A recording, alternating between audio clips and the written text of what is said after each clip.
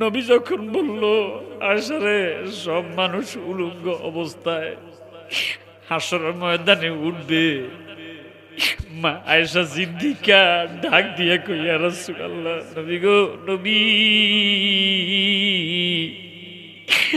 আমরা নিজের ইজ্জত ঢাকার জন্য কত পোশাক পরি গো, হিজাব পরি, সেদিন মহিলাগুলো কিভাবে উলঙ্গ অবস্থা পুরুষের সামনে থাকবে?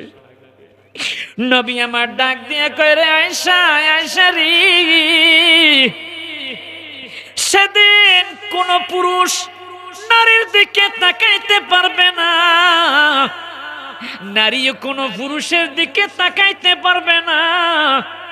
ইয়া রাসূলুল্লাহ, কেন গো? নবী কয়, তার ঘাড় তার পিঠের সাথে এমন ভাবে আল্লাহ ঠিক করে দিবে, এই যে এমনি থাকবে, মাথাটা আর নিচে নামাইবার ক্ষমতা থাকবে না। অনেক মানুষ স্ট্রোক করলে দেখি হাতটা এইভাবে হয়ে যায়, 22 সোজা করণ করতে পারি না, মাথার রগটা টানা খাওয়ার কারণে, স্ট্রোক করার কারণে আমার হাতের রগটা যে বটে গেছে, তাই যত চেষ্টা করি আমার হাতটা আমি আর নামাইতে পারি না। নবী কয়, তোর ঘাড় এবং মাথা পিঠের সাথে আল্লাহ এমন ভাবে সেটিং করে দিবে, সূর্যের তাপ এমন ভাবে তোর দিকে দিবে রে, সূর্যের তাপে মগজ উতরাইয়া জমিনের মধ্যে পড়বে। আল্লাহু আকবার। জিহ্বাটা বের হইয়া তামার জমিনের মধ্যে সাস্তাইতে থাকবে। আল্লাহু আকবার।